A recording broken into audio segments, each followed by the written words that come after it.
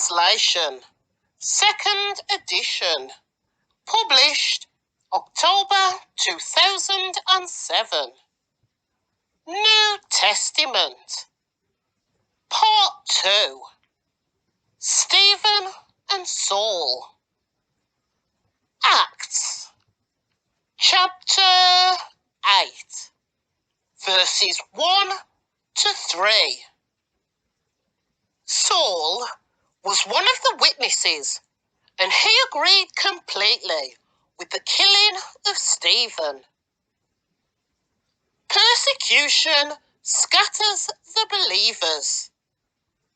A great wave of persecution began that day, sweeping over the church in Jerusalem, and all the believers, except the apostles, were scattered throughout the regions of Judah and Samaria.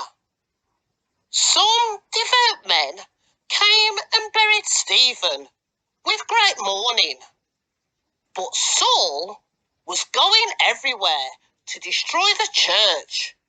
He went from house to house, dragging out both men and women to throw them into prison.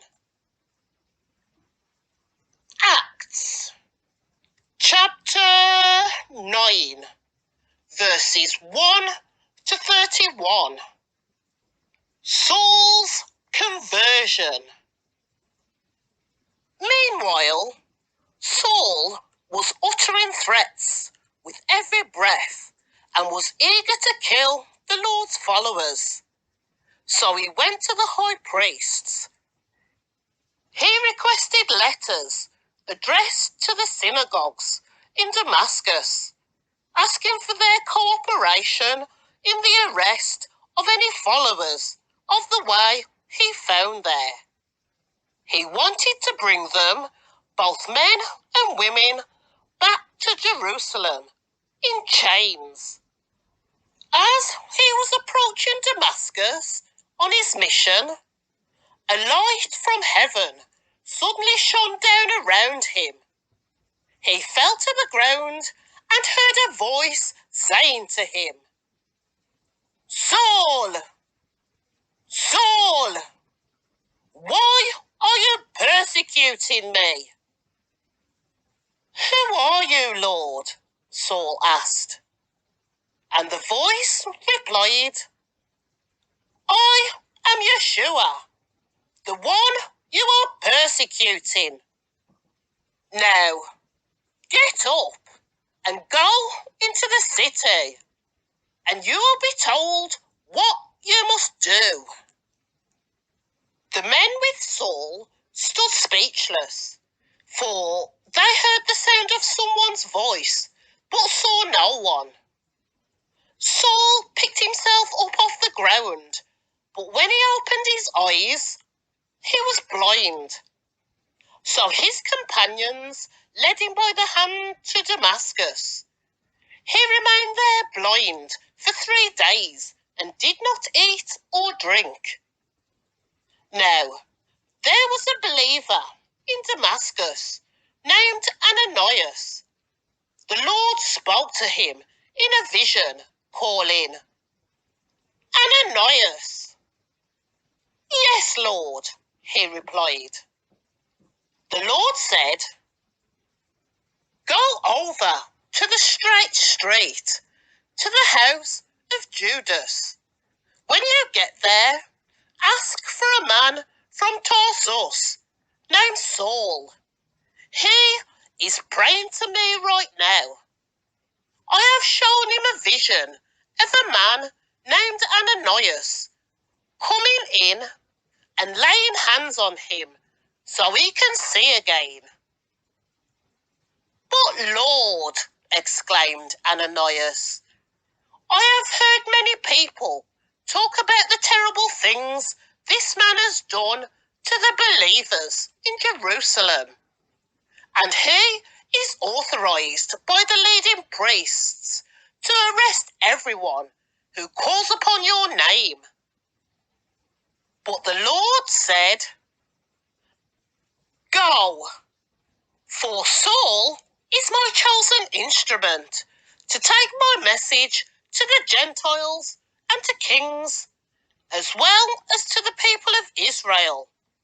And I will show him how much he must suffer for my name's sake. So Ananias went and found Saul. He laid his hands on him and said, Brother Saul, the Lord Yeshua, who appeared to you on the road, has sent me so that you might regain your sight and be filled with the Holy Spirit. Instantly, something like scales fell from Saul's eyes, and he regained his sight. Then he got up and was baptized. Afterwards, he ate some food and regained his strength. Saul in Damascus and Jerusalem. Saul stayed with the believers in Damascus for a few days, and immediately he began preaching about Yeshua in the synagogues, saying, He is indeed the Son of God. All who heard him were amazed. Isn't this the same man who caused such devastation among Yeshua's followers in Jerusalem? They asked. And didn't he come here to arrest them and take them in chains to the leading priests? Saul's preaching became more and more powerful, and the Jews in Damascus couldn't refute his proofs that Yeshua was indeed the Messiah. After a while, some of the Jews plotted together to kill him. They were watching for him day and night at the city gate so they could murder him. But Saul was told about their plot. So, during the night, some of the other believers lowered him in a large basket through an opening in the city wall. When Saul arrived in Jerusalem, he tried to meet with the believers, but they were all afraid of him. They did not believe he had truly become a believer. Then Barnabas brought him to the apostles and told them how Saul had seen the Lord on the way to Damascus and how the Lord had spoken to Saul. He also told them that Saul had preached boldly in the name of Yeshua in Damascus. So Saul stayed with the apostles and went all around Jerusalem with them, preaching boldly in the name of Yeshua. He debated with some Greek-speaking Jews, but they tried to murder him. When the believers heard about this, they took him down to Caesarea and sent him away to Tarsus, his hometown. The church then had peace throughout Judah, Galilee, and Samaria, and it became stronger as the believers lived in the fear of the Lord. And with the encouragement of the Holy Spirit, it also grew in numbers.